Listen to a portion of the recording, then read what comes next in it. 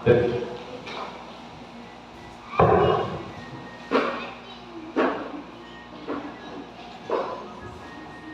morning po. Good morning.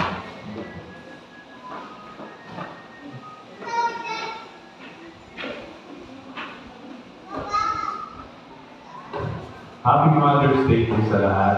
Not na. It's your day today. Make sure you enjoy it.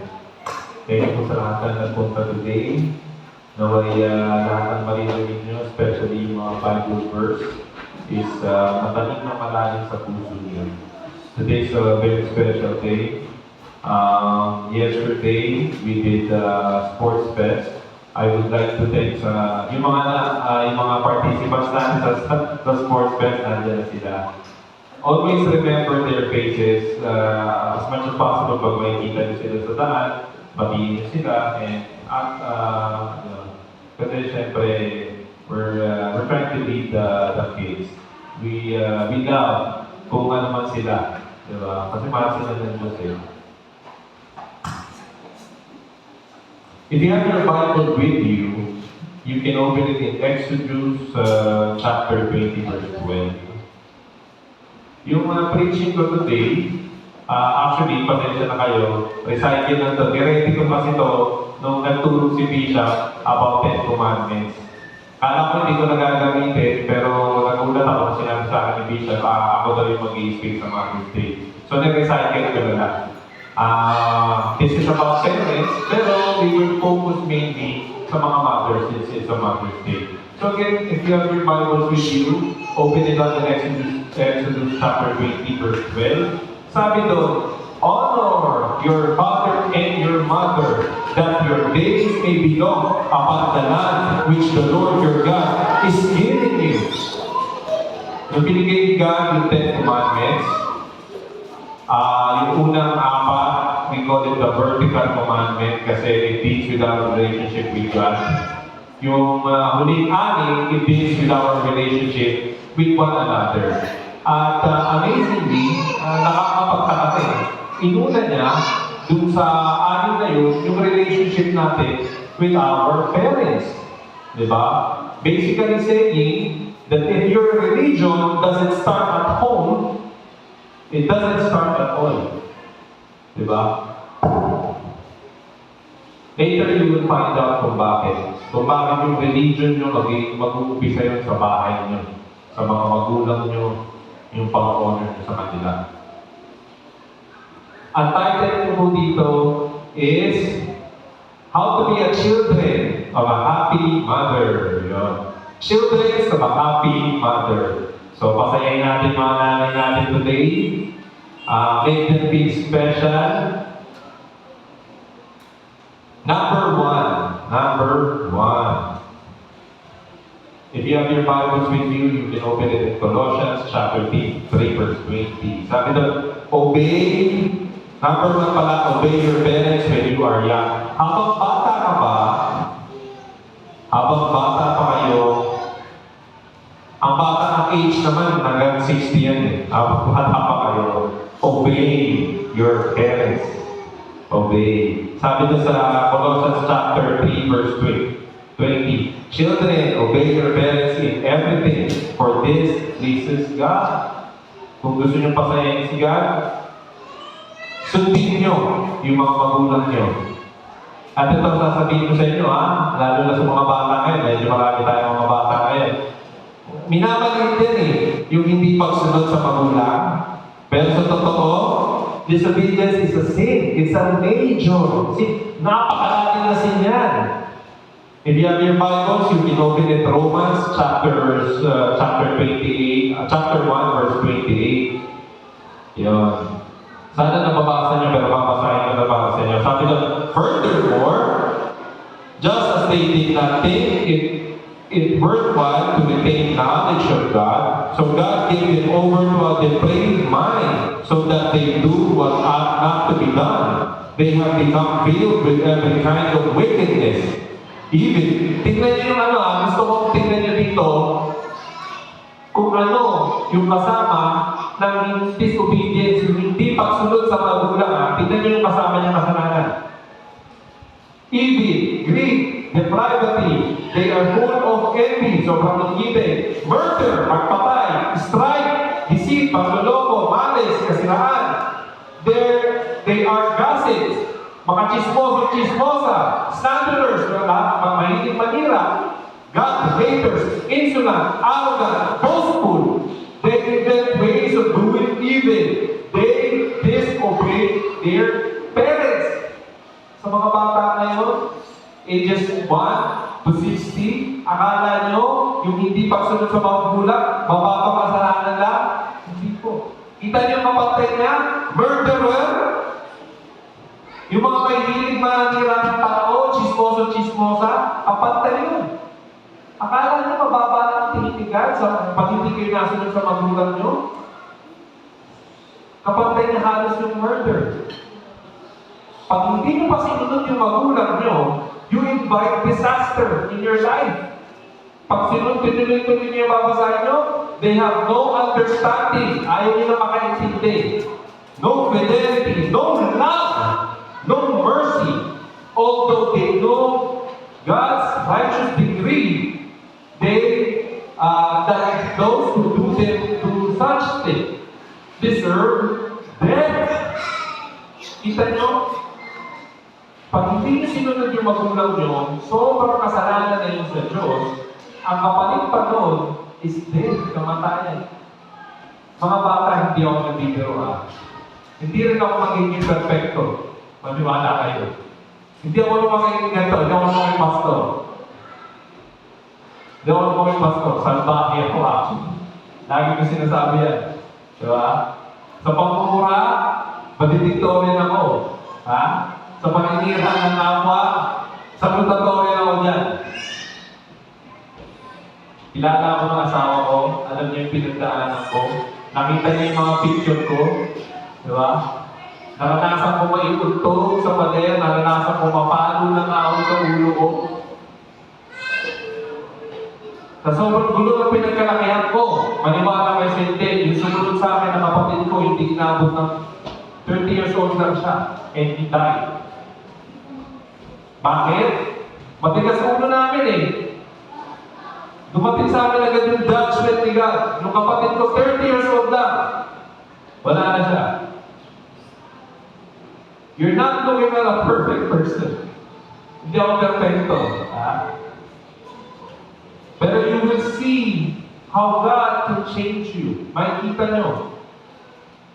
Hindi nyo kailangan magbago, actually, bago kayo pumunta sa church.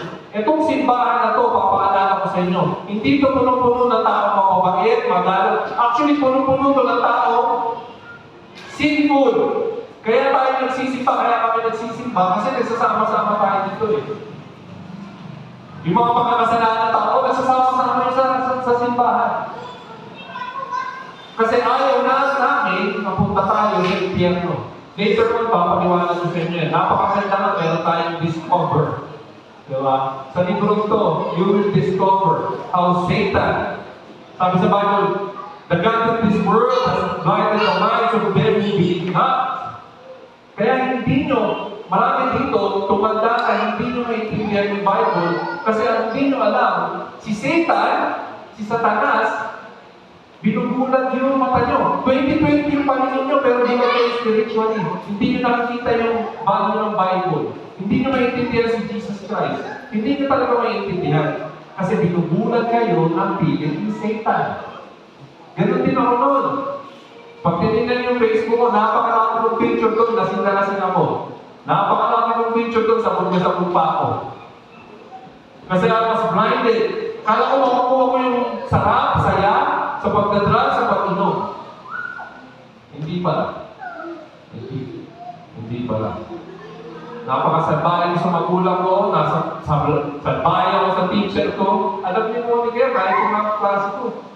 Pag tinanong ako, natulog ako sa klase, Dasta, ba't tulog dito? Chemistry, sabi ko, hindi ko naman gagamitin ng chemistry, magta-taxi driver na lang ako. So sa teacher ko sa science teacher na sa algebra. Laging tinutulugan yung pag tinatanong ako, babalang ako sa mundo. So mabalik tayo dito. Disobedience is a major sin. It's not a weakness, it's wickedness. It invites judgment. Again, huwag na kayong malayang tumingin. Kapatid ko na lang. 30 years old na. Mas bata sa akin yun. Ang open na para maging anak yung iba sa inyo. Malapit na rin ako mag-40. Medyo, bagong ligo lang ako today. Every 3 days, naliligo naman ako. Ito pa.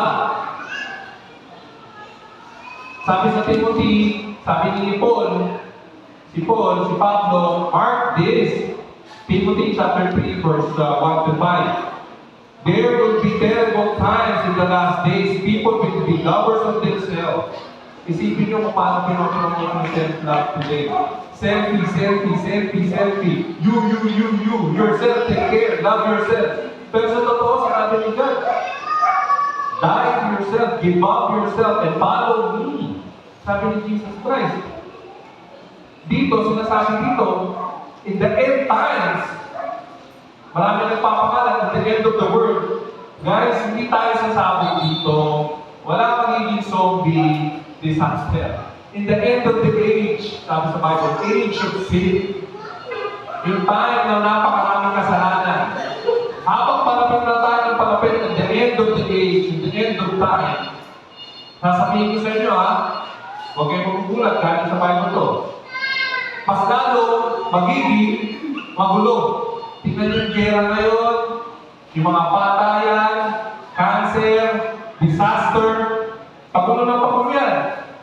May mga tao magsasabi sa'yo, hindi naman effective yung Christianity, hindi effective yung Bible.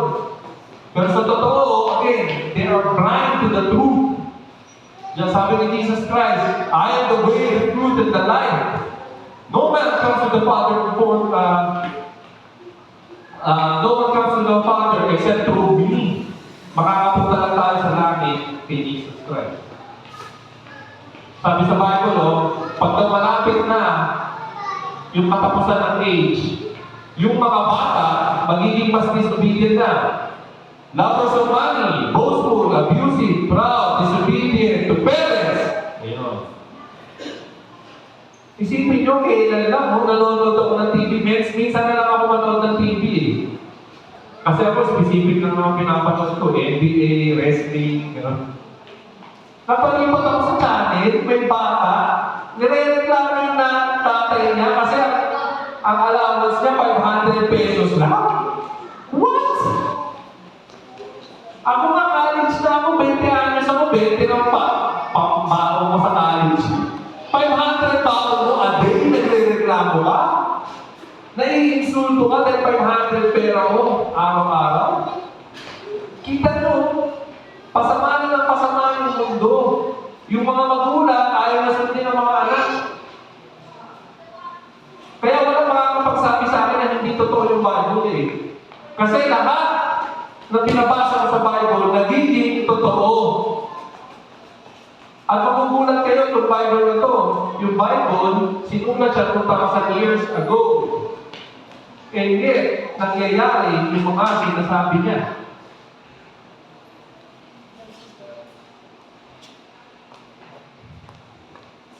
So pag hindi, again, ulitin ko, obedience to parents, pag hindi kayo sumunod sa magulang nyo, it's wickedness. It invites God's judgment. It is the sign of the end. On the contrary, sa kabaligtaran, pag sumunod kayo, mga anak, mga bata, pag sumunod kayo sa magulang nyo, sabi ng Bible, Ephesians chapter 6, verse 1 to 3, Children, obey your parents in the Lord. For this is right. Honor your father and mother, which is the first commandment with the promise. Mga anak, mga bata pa sa TV dito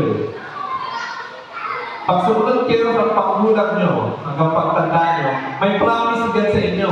Sabi nyo, so that it may go well with you and that you may enjoy long life.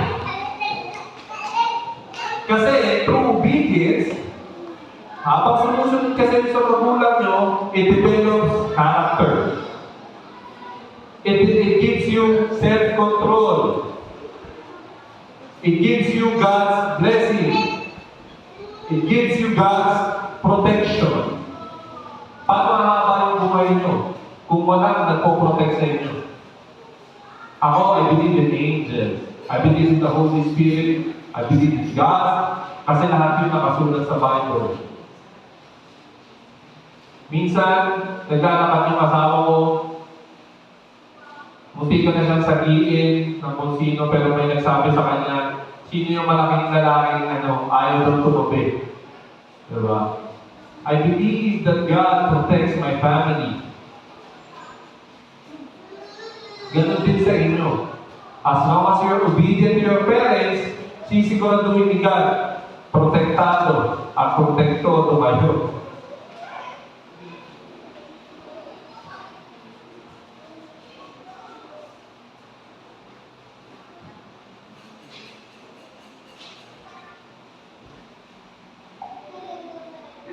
Again disobedience, actually gusto kong, parang yosi lang yan eh. Ilagay nyo sa mga, sa pinto nyo, sa bahay nyo. Disobedience to parents is dangerous to your head. Diba? Be wise. Maging wise kayo mga bata. Sumunod kayo sa magulang nyo. Number 2, so obey your parents while you're young. Number 2, we should care for our parents when they are old. Pag matanda na yung mga magulang natin, alagaan natin sila. 1 Timothy chapter 5 verse 8, but if anyone does not provide for their relatives, especially for the members of the household, they have denied their faith and is worse than an unbeliever. Yung sinasabi, dahil itong Bible verse na ito, lagi namin misquote eh. Pag pinag-aralan mo yung konteksto na ito, yung sinabi doon, especially for the members of the household, it's talking about old parents. Mga magulang yun. Sabi ng Bible, sundin nyo yung mga magulang nyo habang bata pa kayo. Pagtanda mo nila, alagaan nyo sila. Alagaan nyo. Diba? Sa society natin ngayon, madali lang tapon ng mga magulang eh. May home for the aged na, ini-stack sa ospital, hinahayaan sa isang bahay, iniiwan, purking matanda na. Tandaan natin, kaya tayo lumaki. Dahil inalagaan nila tayo, pinakain, inaruga. Nung maliit ka pa, wala kang kalaban-laban.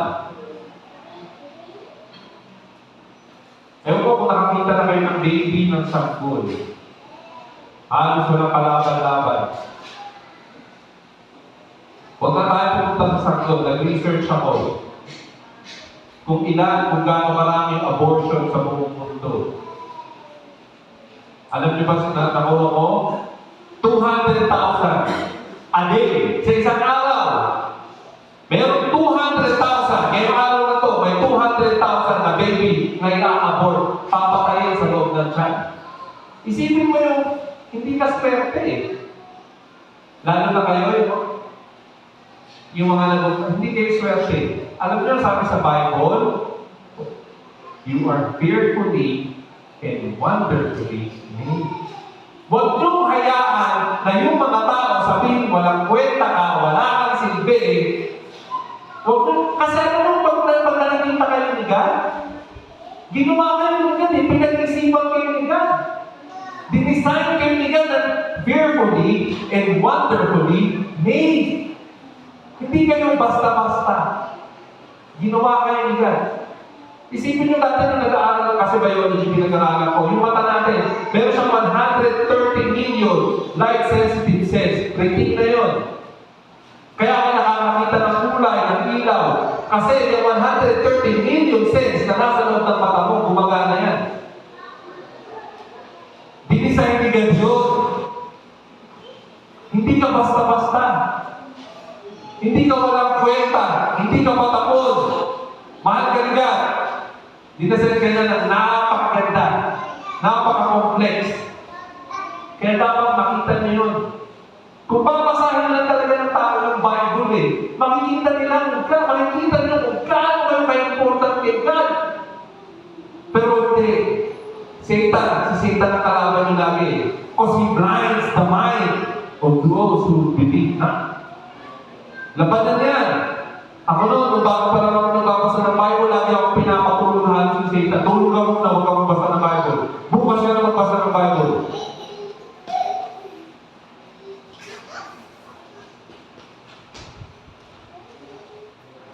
Saan pa tayo? So, obey your parents, take care of them when they are old. Magpasalamat kayo sa mga magulang nyo, hindi kayo in-abort.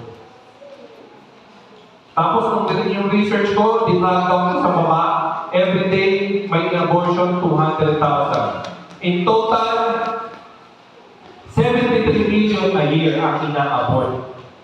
73 million ang mga sanggol na tinatapon sa basurahan sa buong mundo. Isipin niyo yun.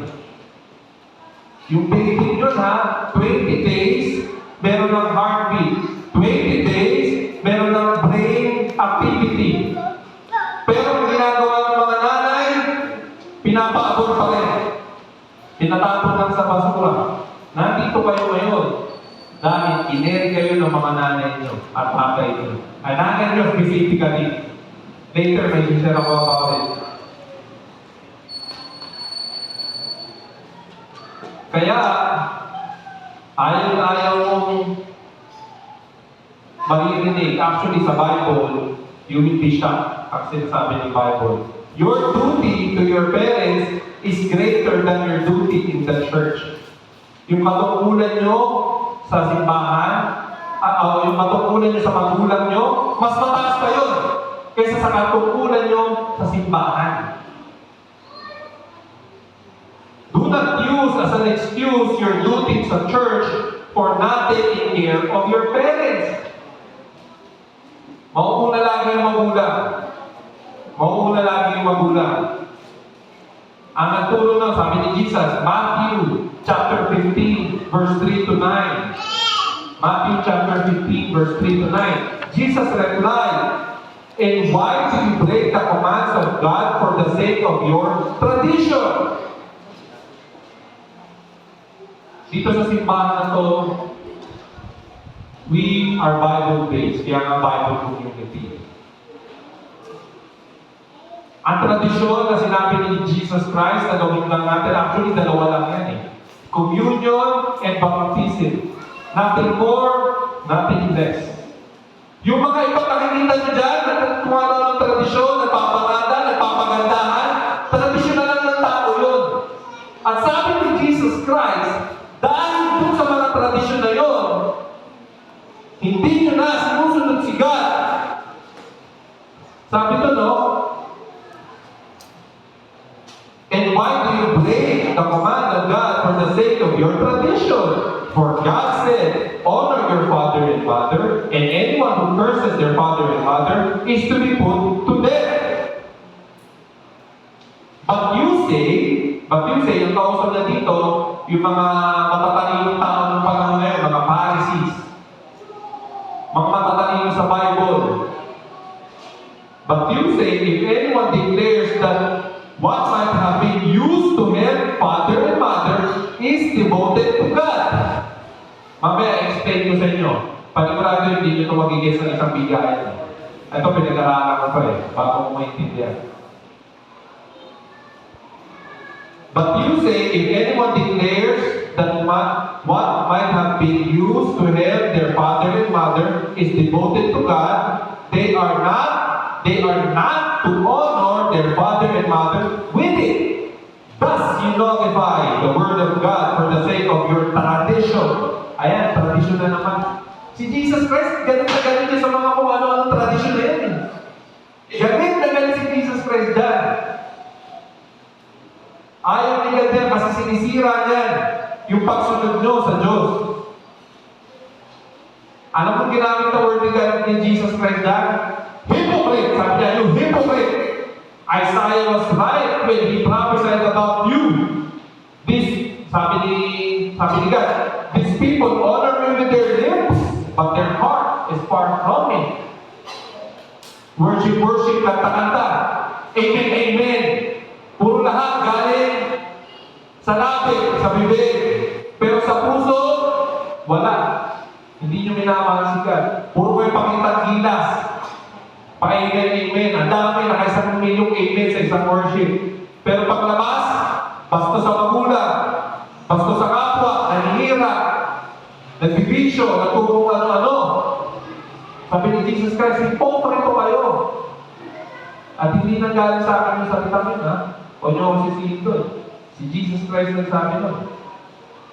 These people worship me with, these people honor me with their lips, but their heart is far from me. You worship me in vain. Their teachings are merely human rules. Marami na nagtuturo yung mga philosophy ng tao Gawin ito, gawin niya, gawin. Ang daming gagawin Basic lang naman, alos sasampu lang yung tinuro ni God Hirap na hirap pang gawin. Masusundin pa yung mga pilosopiya na kung sino-sino tao sa mundo. Explain ko sa inyo ako ano yung sinasabi ni Jesus Christ dito. In Bible times, maraming nagsisimba, pumupunta ng simbahan, nagdadasal, kumakanta, nagbibigay ng ikapo, nagbibigay ng offering, pero yung magulang nila, yung mga magulang nila na nangangailangan, hindi nila inaalagaan.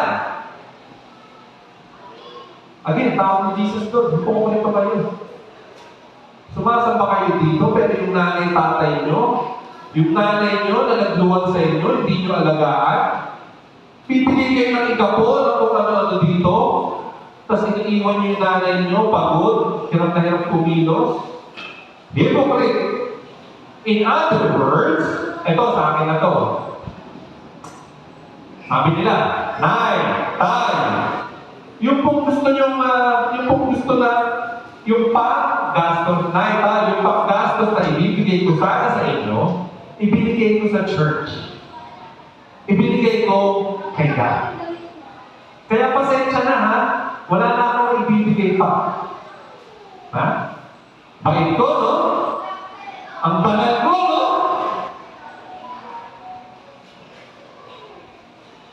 Again, do not use it as an excuse yung pagsaserve nyo sa simbahan versus sa pag-aalaga nyo sa magulang nyo.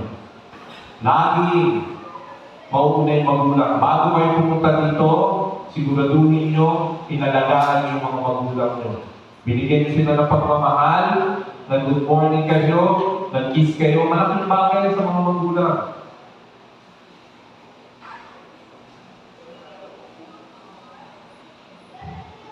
Di ko sinasabi na huwag kayo mag-offering, huwag kayo mag-tithes. Sabi ni Jesus, give to man what is man, and give to God what is God. Therefore, there is no gift that you can give to God. There is no service that you can serve to God. No song that you can sing to God that can take the place of honoring your father and your mother. Noon pa, meron ako napanood, yung isang lalaki, yung nanay niya, may dementia, may kalimot everyday, tapos nahihirapan na daw yung nanay niya. Alam niyo ginawa niya sa nanay niya? Sa England to Alam niyo ginawa niya sa nanay niya? Nasa 20-in-law, binato niya sa balcony. Kasi hirap na daw. Tinulungan niya na, tinapos niya na yung paghihirap. Kaya binato niya, tinapos niya na. Isipin niyo naman yun. Ibinato yung nanay niya sa balcony, 20th floor.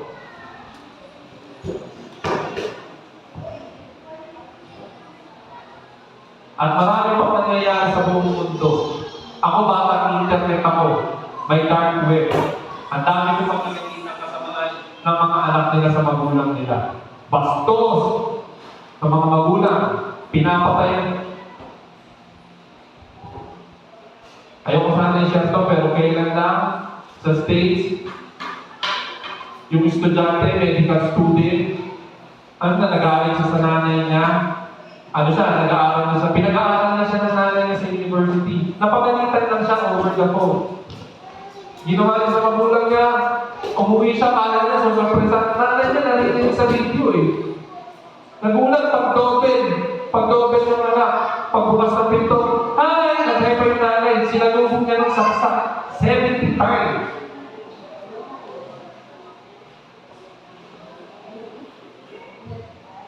Nagugulat pa kayo? Reality yun. Reality yun. Nangyayari po yun. Bastos sa magulang, walang pagmamahal. Ito yung sinasabi ng Bible. Napakatotoo. Ayaw mo nang dagdagan pa. Ayaw mo nang dagdagan pa. That's why, tititignan nyo yung Ten Commandments, unang apat, relasyon kay God. Yung pang-lima, relasyon sa magulang agad. If your religion doesn't start at home, it doesn't start at home. Kahit anong gawin nyo, pag hindi lang umpisa sa bahay nyo, mahalin nyo, yung mga bata ngayon ha, mahalin nyo yung nanay nyo, mahalin nyo yung tatay nyo, lalo-lalo nyo yung nanay nyo. Share ko lang, nung nagtuturo pa ako sa Manila City Jail, yung mga hindi nakakalam dito, dati nagturo ako sa Manila City Jail. May lumapit sa akin. Sabi sa akin, Pastor, kahit di ba Pastor no? 2016, 17. Pastor, saan ako pupunta?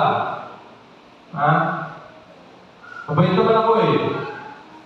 Pero alam ko siyempre yung background nila. Pinatay niya yung asawa niya. Anak ng nanay ng mga anak niya. Pastor, saan ako pupunta? Mabait ako, nagsisimba ako. Nagbibigay ako sa simbahan, nakakanta ako pag praise and worship. Alam niyo sinagot ko doon? Siyempre takot ako, baka mamali ako ng sagot. Hinayaan ko sagutin niya yung tanong niya. Sabi ko, Kuya, na-try mo na bang sabihin yan? Doon sa huwes, doon sa judge, doon sa humatol sa'yo? Sabi niya, oo. Anong sagot sa'yo? Pagkukulong pa rin ako. Pareho rin yung kay God. Hindi mo, share ko lang sa inyo, hindi nyo matatahilan kay God yung mga kabutihan ginawa nyo by the way. Ito, medyo iba lang ito ng konti. It's about salvation and doing good works. Kaya nga napakaganda itong nilalunch ni Bishop. Kung gusto nyo matutunan, yung totoo, I challenge you to discover the truth. Jesus Christ is the truth, the way and the life. Sabi sa akin ng lalaki, saan ako mapupunta, Pastor? Sa langit o sa impyerno? Sabi ko sa kanya, tingnan mo na bang sabihin yan doon sa judge na nangumusga sa'yo? Oo. Ano sabi sa'yo? Atos ka pa rin. Hindi ka namin inuhusgahan dito sa kabutihan ginawa mo. Inuhusgahan ka namin dito sa kasamaan ginawa mo. Ganun din kay God. Sabi sa Bible, it is appointed man wants to die and that after the judgment. Alam mo yung pagloloko ni Satan? Niloloko yung mga hindi naniniwala at saka first time nang marinig ito. Niloloko kayo ni Satan. Walang reincarnation, walang puno. Hindi kayo mabubuhay. Pag namatay kayo, mabubuhay kayong butterfly o prinsesa sa ibang lugar o leon o giraffe o zebra. There's no book for that.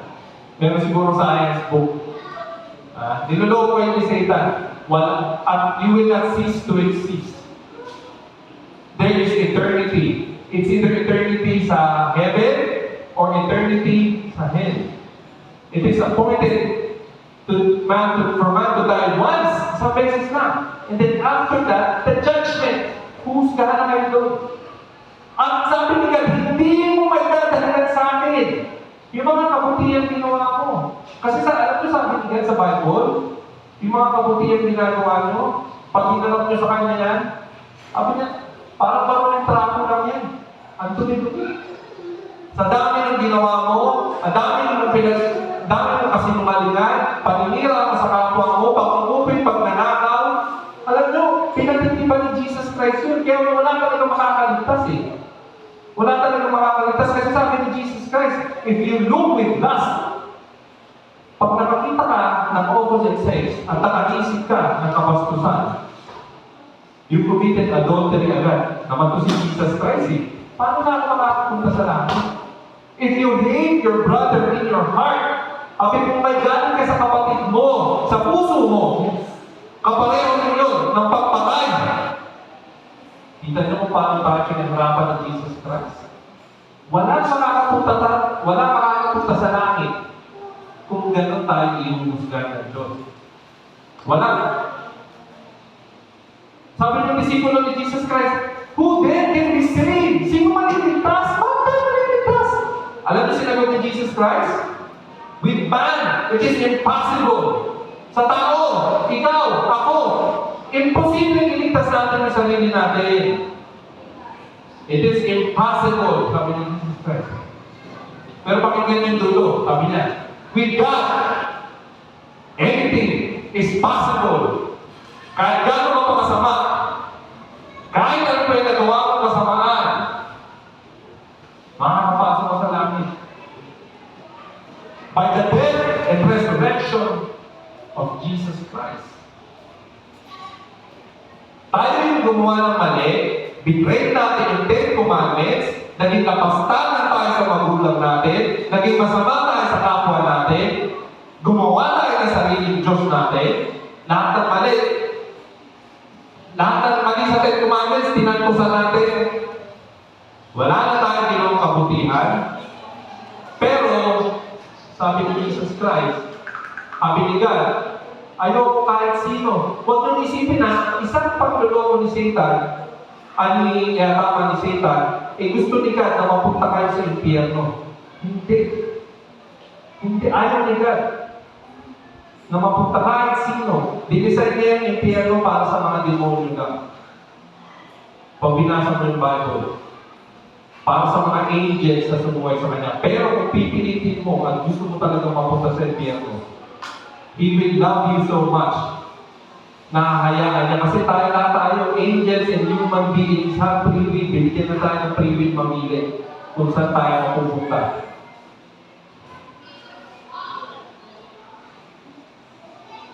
Doon naman sa mga hindi naniniwala kay Jesus Christ, sinishare ko lang pala sa inyo yung experience ko. Nung nagtuturo ako hindi naman sa Bilibid, sa Manila City Jail. Hindi naniniwala kay Jesus Christ, yung mga bata ngayon, pwede kayo mag-research. Di ba? Actually, minsan hindi mo na kailangan ng Bible para makilala mo si Jesus Christ. If you will research history, Pliny the Younger, Origin, Flavius Josephus, sinulat nila si Jesus Christ. Yung mga historian. Sobrang totoo ni Jesus Christ. Sabi ko nga, di ba? Pag nagbukas ka ng history books, pakikita mo doon, BC. Before. Yung napakataling ng scientist na niniwala kay Jesus Christ, tas ikaw, sino ka? Para sabihin hindi na daw si Jesus Christ. Mythology lang daw si Jesus Christ. Don't be stupid, wag mo akong lokohin. Nanay ko, 120 IQ, English major. Kahit hindi ako nag-aral, wala akong pakialam sa sinasabi mo. Ang daming ebidensya na napakatotoo ng taong yun, Jesus Christ. Historians, nagsasabi, ipinagod siya sa krus. If you will open your hearts and minds to God, He will change you.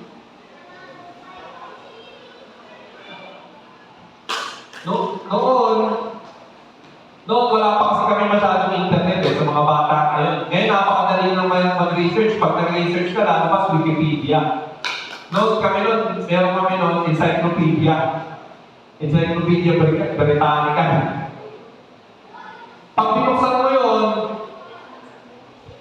Jesus Christ is mentioned in Encyclopedia Britannica 20,000 times more than anyone else.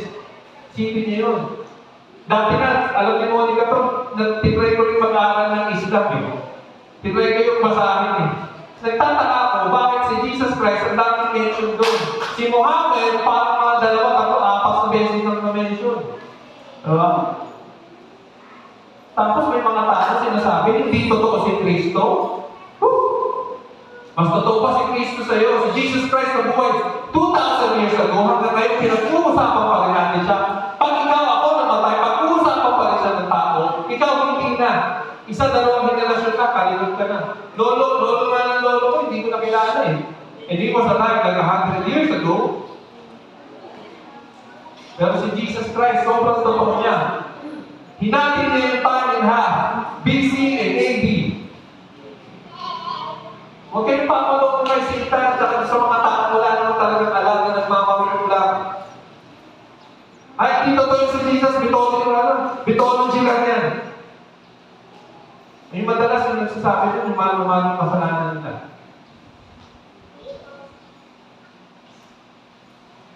Ang tinuro ni Jesus Christ, ang gusto ko lang naman talaga sabihin, totoo si Jesus Christ. Tinuro ni Jesus Christ na unahin natin yung magulang natin, mahalin natin yung nanay tatay natin, alagaan natin sila pagtanda nila. Obey your parents when you're young. Take care of them when they are old. Number 3, we should honor our parents all the time. I-honor natin yung parents natin, hindi lang pag Mother's Day, hindi lang pag Father's Day. We have to honor them all the time. Let me give you ways to on how to honor your parents. Number 1, Leviticus chapter 19, verse 3. Each of you must respect. One way to honor is to respect your parents. Each of you must respect your parents or your father. Each of you must respect your mother and your father, and you must obey my Sabbath. I am the Lord your God. How will you honor your parents? Respect them.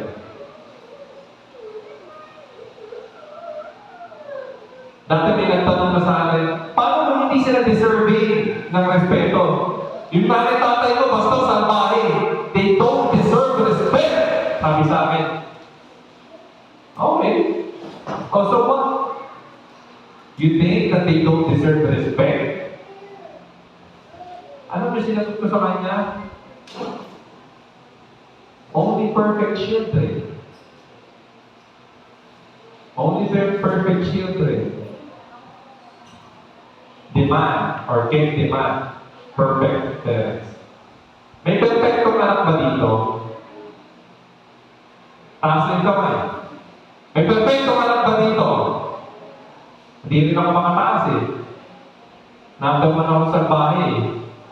At it breaks my heart na dati sinasabayan ko yung nanay ko.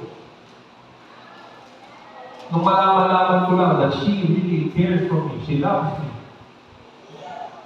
Again, if you think your parents does not deserve respect, yung mga magulang nyo kasi sa bahay, binububog kayo. Think of yourself first. You are perfect. Only perfect children can demand perfect parents. Sa bahay namin, may ilan lang kaming rules. Number 1, do not disrespect your parents. Ako, pwede, paminsan-minsan nakakalapas sila sa akin. Kung sumasagot-sagot. Pero huwag sa nanay nila. Alam niyo mo ni kayo. Huwag sa nanay nyo.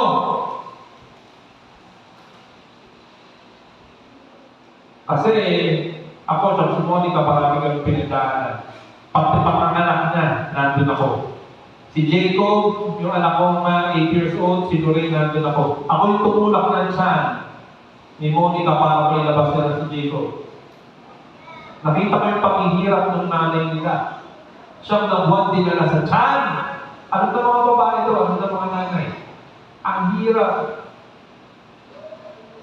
Nakita ko yung paghihirap ng asawa ko. Tapos babastusin mo lang. Sino ka? Huwag kayong maging basto sa magulang nyo. Siyang nabong kayo dinala ng nanay nyo. Tapos paglabas dito, babastusin nyo. I have seen her sacrifice Katulad ng lahat ng nanay. How they love, they pray, and they care. So how dare you disrespect your mother?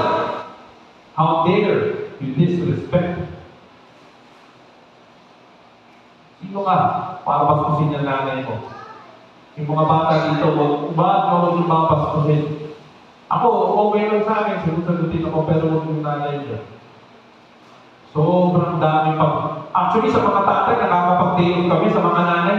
Yung mga nanay nyo, anak, hindi nakakapag-day yun. Nagluluto, naglalaba, naghuhugas ng plato, paggabi, sisiguraduhin, komportable kayo sa pagtulog nyo. Tapos pag-gising nyo sa umaga, maglalaro kayo, tapos pag napagalitan kayo, sasagot kayo. Huwag ka naman.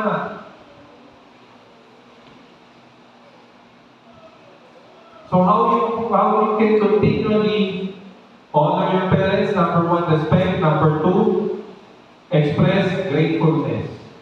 Thessalonians chapter 5 verse 18, chapter 5 verse 18. Give thanks in all circumstances, for this is the will of God in Christ Jesus. Mga bata, kung 60 years old ka pababa, learn to develop an attitude of gratitude. Lagi kayong magpasalamat sa Diyos. Lagi kayong magpasalamat sa magulang nyo. Lagi kayong magpasalamat. Huwag nyo antayin na maging Mother's Day or Father's Day. Lagi kayong mag-thank you sa nanay at tatay nyo. Lagi. Huwag kayong minto.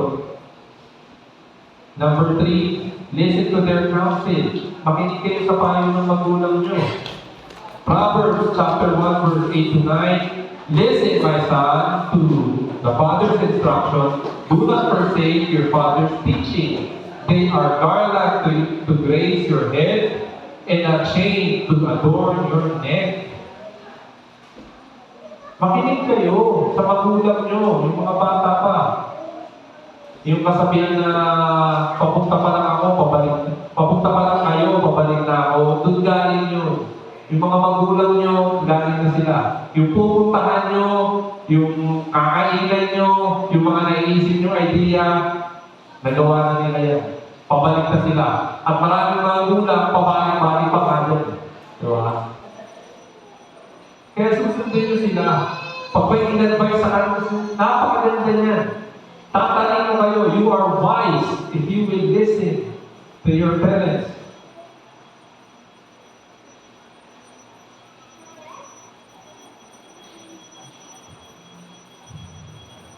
Number 4, we live a life that brings honor to your parents. We live a life to honor the parents. Proverbs chapter 23 verse 24, the father of a righteous child has great joy, and a man whose father is wise, son, rejoice in him. May your father and your mother rejoice. May she who gave birth be joyful. Huwag man kayo yan. Okay? Yung binibigay natin sa mga magulang natin. Diba? Huwag puro kayo yan. I have my boss here, TC, can you stand up? And boss ko. Boss ko, the reason what I like about him is he's the one who's taking care of his mother. Nasa Pangasinan, 80 plus years old. Diba? Dati, yung boss ko, dati part ng Pride Community. Ha? Dati part ng Pride Community. Ngayon, part na siya ng Humble Christianity. Kung yabang-yabang lang, bahay sa sakyan, meron siya, pera, ay wala pa na sasakyan kasi nakalimutan niya, wala pa na siya lisensya at binalik niya si sasakyan. Nung binili niya, nakalimutan niya, wala pa na siya lisensya. Kaya binalik niya. So bahay, may multiple na bahay yan, may kaya, but still, he honors, take care of her mother. Hindi, ang layo nun, Pangasinan. Minsan, ura-urada na, uwi ng Pangasinan niya, anything happened to her mother. Diba? Again, yung boss ko, dati siyang part ng Pride Community. community, pride community, part na siya ng humble Christianity. Diba? Walang kayapang-yapang sa katawan. That's what I like about him. He can be a very good sample to others.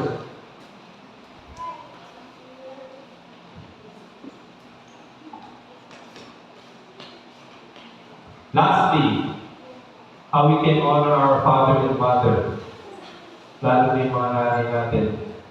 We must show our parents love. Lahat naman ng pinagsasabi ko dito is all about love. Ako, may kukumpara ko yung pagmamahal ng nanay. Nanay lang specifically, with God's love. Sa Bible, may sa Greek word, may apat na love. Isa dyan is God's love, agape, love. Yung love na yun, hindi na po-produce yun ng tao. Yung agape lang. Ang nakaka-produce lang nun, si God. Kaya minsan may magkaaway, o nanay-tatay pag nag-aaway, kahit anong pasamaan na ginawa, napapatawad. Kasi, nangingi kay God na God's love. God, di ko makaya ng patawarin itong asawa ko. Itong kaibigan ko. Bigyan mo ko ng God's love. Agape lang. And He will really give you agape love. Yung love na yun ang dahilan kung bakit napapatawad natin yung mga tao. Kahit hindi sila kapatawad. Kasi nagpo-provide sila ng paghinigyan mo. Bigyan mo ko ng puso na mapagpatawad. Yung talagang mapapatawad ko. At na-compare ko, bakit sinasabi yung God's love, yung agape? Kasi somehow, nakikita ko yun sa pagmamahal ng nanay. Nakikita ko kung paano naging sacrificial love yung pagmamahal ng nanay sa anak niya. Kung paano nagsasakripisyo yung mga nanay natin, yung mga lola natin, tita, just for their kids, for their husbands. And lastly, at least tapos na tayo, meron tayong application ng mga natutunan natin today. Application, paano ba natin ma-apply ito matutunan natin? Simulan natin ito, Google Bible verse. I know so many of you, wala pa siguro kayong Bible, pero kung meron, search Bible verse para sa nanay niyo. Sana paglabas nyo dito, mag-search kayo ng Bible verse for mothers. Send it to your mother kung malayo yung nanay nyo. At kung malapit naman sila, kung kasama mo naman sila, do the chores for them. It's Mother's Day. Ano ba naman yung linisin yung buong bahay? Naman yung damit nila, di ba? Pagkakuman yung kwarto nila, bilang nyo sila, pakainin nyo sila sa labas. Di ba? They want love. And they want kisses.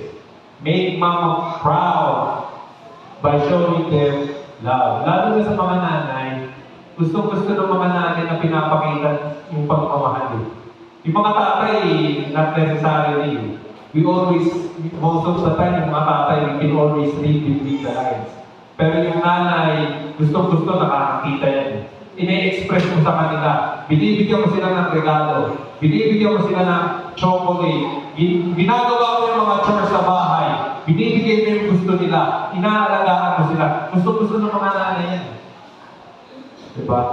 Ngayon pa lang, simulan na natin yan. At wag na mag-Mother's Day, pagdalan nyo ng Bible verse. Kasi bakit Bible verse? Kasi napakaganda ng Bible verse. Salitain na yan. It gives life, it gives love. Diba? Mawawala yung stress ng nanay niya. Ako, binibigyan ako ng sulat ng anak ko, tinitreasure ko yan. May kita ko yung damit ako, minsan di na nga damit puro sulat ng anak ko. Tinitreasure ko yan.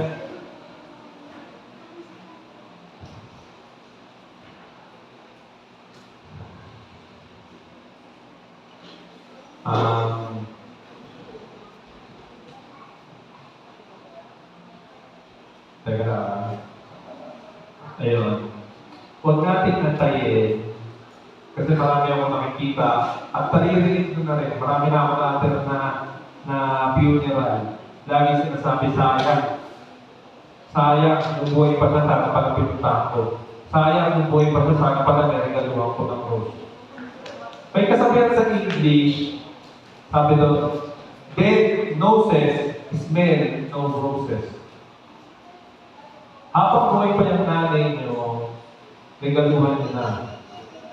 Gawan niyo na. Hindi yung pagpatay na. Saka niyo aayusan ng bouquet, saka niyo bibigyan ng rosas, aantayin yung pagmamatay. Hindi niya na maaano yan. Kahit ang ayos niyo sa bouquet, hindi niya na ma-appreciate yan kasi patay na yan. It's either nasa heaven or hell na yan.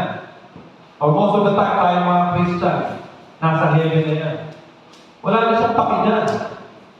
Habang buhay pa yung mga magulang nyo, habang buhay pa sila, andyan lang, mamagkano lang. Bilan nyo ng roses, kung wala kayong pambili, mga bata, gawan nyo sila ng roses. Kasi ito naman yung mag-research kayo, origami, roses. Diba, lagay nyo ng sulat sa loob, para pag pinuklat niya, may sulat. Diba? Be creative for parents. Huwag natin hintayin na mawala pa sila bago tayo mag-effort na maipakita yung pagmamahal natin sa kanila. Lastly, I just want to share.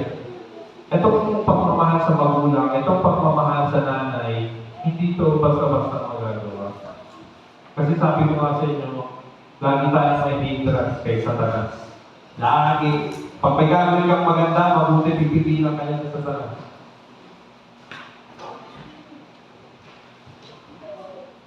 Kung gusto mo buuin yung pamilya mo, lagi kang pipiliin. Nung bata ako, pag nanonood ng TV, pag na-stress na ng hapon, lagi ako may naririnig. The family that prays together. Ano? Stays together. The family that prays to Jesus together, stays together. Only Jesus Christ, si Jesus Christ lang, ang makakapag sama-sama sa inyo, makakapagpigil-pigil sa inyo. Kailangan nyo magkaisa kay Jesus Christ. To hold that, to keep that. Ngayon, kung wala pa sa Jesus Christ, I want everyone, just a request before I end the teaching today, everyone bow their heads and close their eyes. Everyone, to you, yung umupo tayo, ipikita natin mga mata. Alam mo sa sarili mo na marami ka na gawang kasalanan, na minsan pakain ka sa magulang mo, sumasagot-sagot ka sa nanay mo. Alam mo, hindi nyo magagawa itong sinasabi ko kung wala pa si Jesus Christ sa buhay mo. And if you want Jesus Christ, start it today. Kung gusto nyo makita, mapakita sa magulang nyo, yung pagmamahal nyo sa kanila. Para tantanan kayo ni Satan. I want you to raise your hands. Hindi ko kayo papayain. I just want you to raise your hands. Raise your hands. Thank you for your hands. Alam niyo sa sarili niyo yun eh. Na wala pa si Kristo sa puso niyo. Kailangan niyo siya. Hindi niyo magagawa ito. Napakahirap gawin ito. Marami pumipigil sa inyo. Again, yung mga tinuro ko siya ko today, hindi ito basta-basta magagawa. Only through Jesus Christ magagawa ito. Everyone bow their heads and close their eyes. Yung mga gusto magawa ito starting today and want to surrender their life to Jesus Christ, I want you to bow your heads, close your eyes, and raise your hands. Hindi ko kayo papayain, I just want to pray for you. Gusto ko lang makita yung mga kamay na yan. Starting today, you want Jesus Christ in your life, gabay. You may put it down. Babaan nyo na yung kamay nyo. Babaan nyo na yung kamay nyo. Again, continue to close your eyes, bow your heads. Ililid ko kayo sa prayer, pero gusto ko magdasal din kayo by your own words. Kausapin nyo si God. Nakikinig siya sa inyo ngayong moment na to. It will not start tomorrow. We want to start today. Dear God, I know that you love me. Patawarin niyo po ako sa mga kasalanan ko. Linisin niyo ako. Bigyan niyo ako ng bagong puso at kaluluwa. Jesus Christ, maraming salamat sa kaligtasang binigay mo sa krus ng Kalbaryo. Ikaw ang nagbayad ng kasalanan ko. Maraming salamat. Simula ngayon, ikaw ang aking sasapahin. Ikaw ang aking pasasalamatan. Tulungan mo ako, gabayan mo ako araw-araw. Lahat ng ito ay aking dinadalangin sa pangalan mo, Jesus. And we say, Amen. Amen.